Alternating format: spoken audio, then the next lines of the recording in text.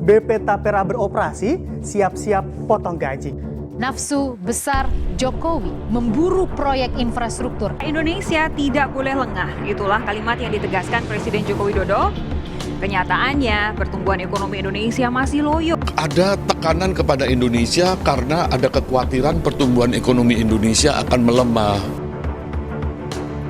Memang ada pemerintahan baru, APBNP-nya baru disetujui di bulan Februari, cairan anggaran di pusat maupun di daerah agak pelan.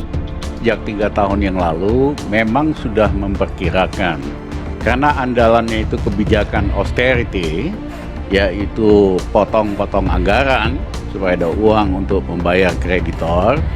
Dan yang kedua adalah Uber pajak. Cuman yang di Uber itu yang kecil-kecil, yang sing perintil, sama yang gede nggak berani. Selain itu ada indikator-indikator makro yang disebutkan tadi.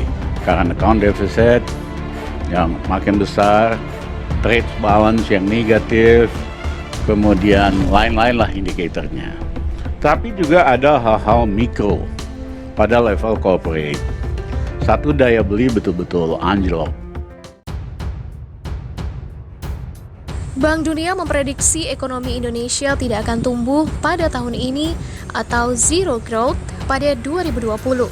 Bahkan, dalam skenario terburuk, ekonomi Indonesia tumbuh minus 3,5%. Ini akan berdampak pada meluasnya pengangguran dan merosotnya daya beli masyarakat. Pada gilirannya akan menciptakan masalah sosial dan politik. Sementara itu, pengamat militer dan pertahanan Koni Rahakundini Bakri mengatakan wabah COVID-19 menjadi ancaman serius bagi Indonesia dari sisi pertahanan dan keamanan. Karena itu, Indonesia harus mempersiapkan diri dalam mengantisipasi berbagai kemungkinan dan potensi merapuhnya pertahanan nasional. Ia mengingatkan jika diperlukan, Indonesia dapat menerapkan protokol khusus, misalnya mengisolasi wilayah dan menerapkan darurat militer kebencanaan di seluruh wilayah yang penyebaran coronanya sulit ditekan. Semua dilakukan untuk mengantisipasi meluasnya COVID-19. Strategi lain membangun rumah sakit militer, ekstraksi pesakitan ke rumah sakit atau fasilitas darurat. Isolasi wilayah termasuk seleksi warga yang keluar masuk, jam malam dan pembatasan mobilisasi, operasi medik dan pengamanan, dan operasi hunting and secure bagi yang kabur, demo atau mengacau. Semua ini disampaikan Koni kepada Kepala Staf AD Jenderal Andika Perkasa. Ketika Koni menyarankan itu, Indonesia belum separah sekarang.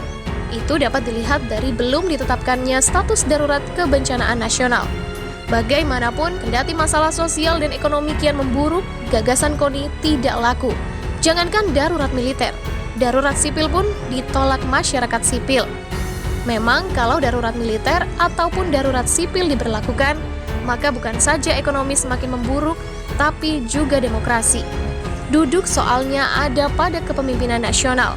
Kalau saja rezim menanggulangi COVID-19 secara profesional, cepat, konsisten, dan kredibel, sejak awal kita tidak akan menghadapi situasi seburuk ini. Memburuknya kondisi sosial dan ekonomi lebih karena keengganan rezim Jokowi untuk menerapkan lockdown, terutama di awal serangan COVID. Jumlah rapid test yang dilakukan rezim juga sangat rendah, bahkan yang terendah di antara negara anggota ASEAN. Kasus positif COVID-19 yang diumumkan rezim setiap hari tidak mencerminkan kenyataan yang sebenarnya. Hal ini disebabkan rezim tak ingin kehilangan kepercayaan komunitas internasional kalau kenyataannya jumlah kasus positif corona di negeri ini sangat tinggi. Ini paradigma berpikir yang keliru. Justru dengan menghadapi kenyataan apa adanya, kepercayaan internasional kepada kita terjaga dan bisa berdampak positif pada ekonomi. Sementara di tengah penularan COVID-19 masih tinggi, Indonesia memberlakukan new normal. Agaknya rezim didikte pemodal. Memang COVID-19 telah memukul dunia usaha tanpa belas kasihan dan dikabarkan kalau PSBB masih diberlakukan. Satu demi satu perusahaan akan kolaps. Dengan demikian, penerimaan rezim dari pajak menurun, pengangguran melejit, dan daya beli masyarakat anjlok. Ini dapat berdampak buruk pada masalah sosial yang dapat berujung pada turbulensi politik. Atas dasar inilah rezim memberlakukan new normal dengan tujuan memutar roda ekonomi sekaligus menanggulangi corona. Namun, ini kebijakan yang berbahaya bila negara-negara yang telah memberlakukan new normal seperti Korea Selatan yang terpaksa harus membatalkannya karena serangan gelombang kedua COVID-19. Padahal, negara itu sebelumnya telah berhasil meminimalkan kasus corona. Dampak gelombang kedua COVID-19 bagi Indonesia akan lebih dahsyat. Pasalnya, masyarakat tidak disiplin menerapkan protokol kesehatan. Orang masih berkerumun di mana-mana tanpa masker. Di kendaraan umum juga orang masih berdesak-desakan.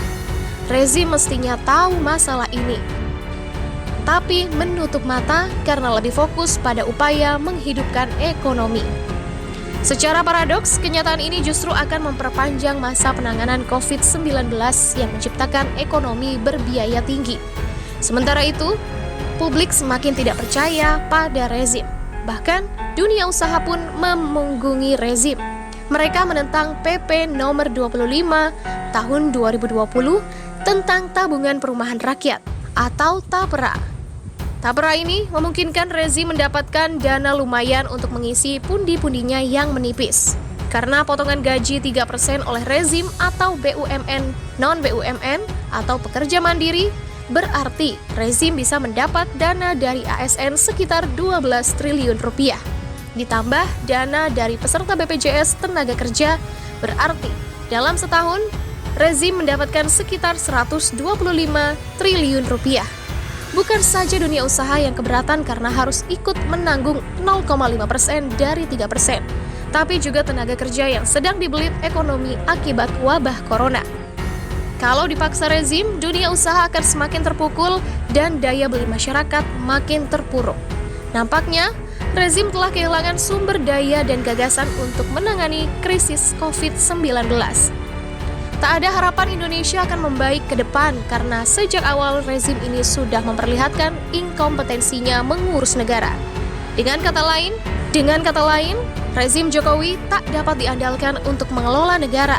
Kalau dipaksakan, justru akan membahayakan negara ini. Memang pandemi COVID-19 melanda dunia, tetapi Indonesia termasuk salah satu yang paling parah karena sejak awal rezim bermain-main dengan wabah berbahaya ini. Ketika permainan tak dapat dilanjutkan, rezim mengeluarkan sejumlah belet yang tidak ada satupun yang efektif. Bahkan ada yang kontroversial dan membahayakan negara. Sebut saja Undang-Undang COVID-19, Perpu nomor 1 tahun 2020. Karena itu, jalan terhormat dan mendesak adalah Jokowi mengundurkan diri. Selain akan memberi kesempatan kepada mereka yang kompeten untuk menanggulangi krisis, juga mengembalikan kepercayaan rakyat kepada negara. Saat ini, legitimasi rezim Jokowi telah anjlok secara drastis. Padahal, untuk menangani masalah besar yang kita hadapi saat ini, diperlukan rezim yang dipercaya rakyat. Tak usah memaksakan diri untuk hal yang sia-sia.